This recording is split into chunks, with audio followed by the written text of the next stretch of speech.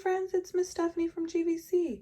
This week is Girls Inc. week. You're going to be learning all about voting and women's rights. Today we're going to be talking about Greta Thunberg. This is Greta Thunberg. Greta Thunberg is a 16-year-old climate activist. When Greta was not much older than you, she found out about something called climate change. What is climate change, you might ask? This means the world is getting hotter and hotter, and this is causing a lot of damage. Scientists all agree that this rising temperature is down to human activity. When we burn coal, oil, and gas, called fossil fuels, something called carbon dioxide, like the air that you breathe out, is released into the air, and this makes the world warm up. The polar ice is melting and sea levels are rising. Forests are being chopped down and animals are left homeless. Did you know the Earth is already 1 degree Celsius hotter than it used to be? This has caused worse wildfires, storms, droughts, and floods, and more than 1 million people living near the coast have been forced to leave their homes. If we carry on as we are, things will only get worse. Climate change is the biggest crisis humans have ever faced. After Greta found out all about climate change, she could not understand why no one was doing anything about it. So when she was 15, she went on strike from school, sitting outside the Swedish government building and holding a sign that said, "Strike for climate." Over time, people stopped to join her, and now her protest has encouraged children and adults from all over the world to stand up for climate change too. Greta has spoken to politicians from many different countries, and in 2019, she was nominated for a Nobel Peace Prize. So before we start our story, I want to go over some words of the day that might come out in our story.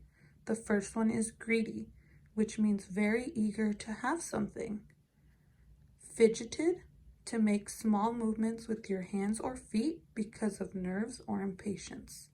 And politician, a person experienced in government. Our story today is called Greta and the Giants, and it was inspired by Greta Thunberg's stand to save the world. What do you think this book is going to be about?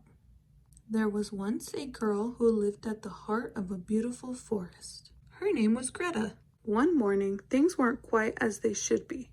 Greta stepped out into her yard, and there, huddled together in the shadows of the trees, were all the animals of the forest. A soft silvery brown wolf stepped forward with his tail low to the ground. "Please help us," he whispered. "The forest is broken, and we don't know where to go. The giants are ruining our home." Who do you think are the giants in the story? The giants had always been there for as long as Greta could remember, but now they were worse than ever. They were huge lumbering oafs, and they were always busy. They chopped down trees to build homes. Then they chopped down more trees and built bigger homes. The houses grew into towns, and the towns grew into cities. They built factories and shops and cars and planes. They worked all day and all night until eventually, what does it look like is happening? And what do you think's going to happen next? There was hardly any forest left, but the greedy giants had forgotten how wonderful the forest was. They didn't see all the little birds and bugs and butterflies and bears that trembled in the shadows, and no one told them to stop because everyone was scared of them. Everyone except Greta. "Will you help us?" asked the wolf. Greta looked around her. The animals looked tired and sad. She had to help them. But how? What are some ways you think she might help them? And how would you help the animals? Then Greta had an idea. The next morning, Greta went to the middle of the forest and waited for the giants to come. She stood alone, holding a big sign. The sign said, "Stop!" She waited and waited. On the first day, the giants didn't see her and lumbered on by, and on the second and third, too. Why do you think she wrote "Stop" on a sign? But on the fourth day, something strange happened. A little boy who had been watching Greta made a sign and came and sat down next to her. He didn't say much, but Greta knew he felt like she did. Soon more people and animals saw what they were doing and joined in too. Before long, a huge crowd filled the forest, stretching out to the city and the roads beyond. They stood together and waited. The crowd was so huge that the giants were stopped in their tracks. "Please stop," Greta cried. "Your greedy behavior is spoiling our home. You've broken the trees and trampled the flowers, and now the bees and birds have flown away. These animals are homeless, and our forest is dying." After Greta had spoken, everything was silent. What do you think will happen next? Are the giants going to continue to be greedy? Or are they going to do something? But then everyone in the crowd began to shout, "The smoke from your fires is choking the air. And please stop cutting down the trees. You can help plant some new ones and mend my home.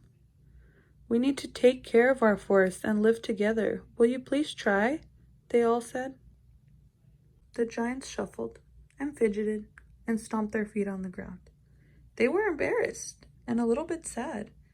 You see, the giants were so busy building, they didn't see what they were doing to the forest or the animals who lived there. The giants felt terrible. "We're sorry," they said, and they promised to try harder. So from that day on, the greedy giants weren't so greedy. They slowed down and learned to sit quietly.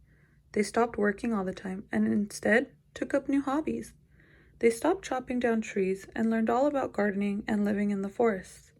They cooked, repaired, tidied, and shared, and before long, the forest became more beautiful than they could have ever imagined. So I know the story we just read about Greta Thunberg had a happy ending. But in the real world, do you think our forests still look like that? Greta is still fighting those giants to this day. They may not be as easy to see as they are in the story, but they're there. And some of the giants don't want to change their ways. That's why Greta needs your help. You may think you're too little, but Greta says no one is too small to make a difference. What are some ways you can make a difference? How can you change this world? You have all the power to do whatever your mind is set on. Why do you think it's important to learn about climate change? And why do you think we read this book? Do you think it's important to use your voice and make a difference? You may think, "Hey, I'm too little and it won't make a difference." But you know, if we work together, we can all make a difference and change the world.